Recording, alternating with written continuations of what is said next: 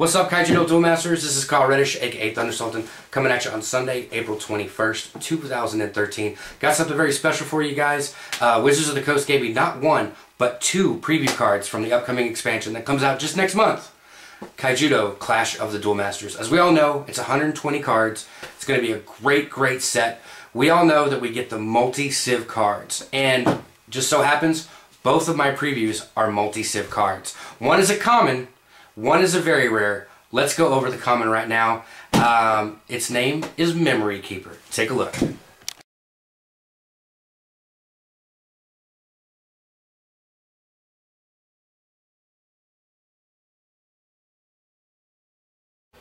Alright, let's take a look at Memory Keeper and some of the things you can do with it, and also the cards that interact with its two different civilizations.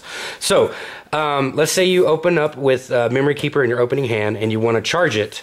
Now, just like all multi-civ cards, it would come into your mana zone tapped. That's the drawback to unlocking two civilizations right off the bat. You'd unlock the light civilization and the water civilization. So, unfortunately, you wouldn't be able to play anything turn one, but you've already unlocked two civilizations. So let's say you untap for turn two, and then you go ahead and play another card in your mana zone. Just happens to be Splinter Claw Wasp. Now you have access to 3 different colors on turn 2, which is pretty amazing. That's one of the amazing abilities of multi-civ cards, and I'm so glad we have them. Now, let's say you had another Memory Keeper in hand. You could tap this one for a mana, and you could tap this one for a mana to play a card equal to the level.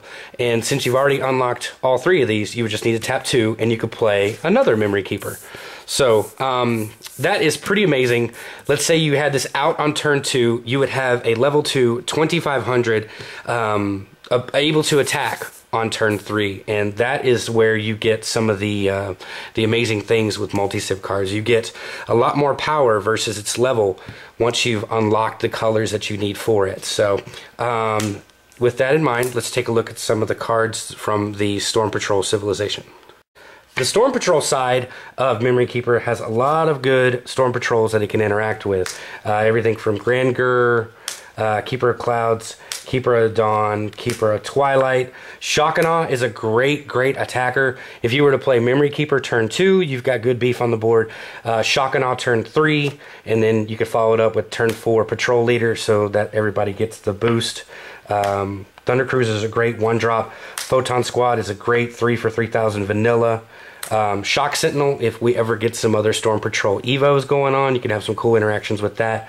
And also, you could still use the mono-civ ability of Prism Blade Enforcer because it's technically a light card, and it's also a water card, but this card only sees it as a light card, so it works out just fine. So let's take a look at the Cybervirus side of Memory Keeper.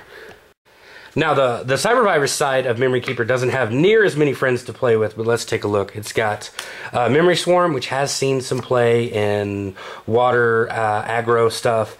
You got Steam Star, which is not that great, but is very good in sealed play with 3 Rise. And then you've got 2 from the newest set.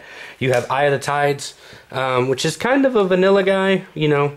And then you've got Mana Warden, which has a ton of potential because it's a blocker, you know, and it has the Swarm ability, the Clone Swarm. So there you go, guys. That is Memory Keeper, and let's take a look at our next one. Be right back. Hope you guys enjoyed that preview of Memory Keeper along with some of its friends from previous sets. So now let's take a look at the very rare Panopter.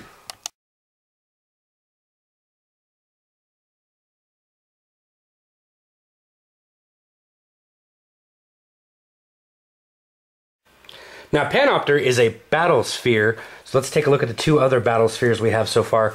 We have Skyweb Scurrier from 3 Rise, which untaps at the end of turn, and then you've got Argus Vigilant Seer, also from 3 Rise.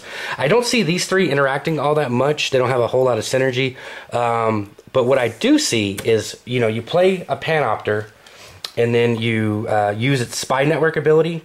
When you play another blocker, you draw a card, and let's say you draw into another Panopter and you play that one, and then you play you know, and you draw a card off that Panopter, and then you play another blocker, and then you draw 2 cards. And eventually you draw into something like Rally the Reserves, where you can play this and actually attack with all the blockers that you have from the Light and the Water Sieve that you built around. And you can attack with the creatures that did not enter the battle zone that turn. And I think that would get you a victory. That's Panopter. That's where I think it's going to go, kind of in a blocker-heavy deck with Rally the Reserves. Let me know what you guys think in the comments below. Leave a like. Leave a comment, stuff like that, and tell me what you guys think of Panopter and also Memory Keeper. Be right back. Alright guys, that was my 2 preview cards, Memory Keeper and Panopter. Remember, you can pick these cards up next month when Kaijudo Clash of the Duel Masters is released on May 24th. It's a 120 card set. It's going to be a great set. Lots of multi-civ card action, stuff like that. So you're going to want to pre-order with your stores early. That way you can be the first one to battle with multi-civ cards and all the other great stuff that's going to come out of that set. Last thing I want to say, thank you so much to Wizards of the Coast for giving me the opportunity to preview these 2 cards. I can't thank you enough, Andrea Cole. Anytime you need me for something like this, I'll be more than happy to. Today, and as always, all my shields are blasts. Same to you guys. Peach.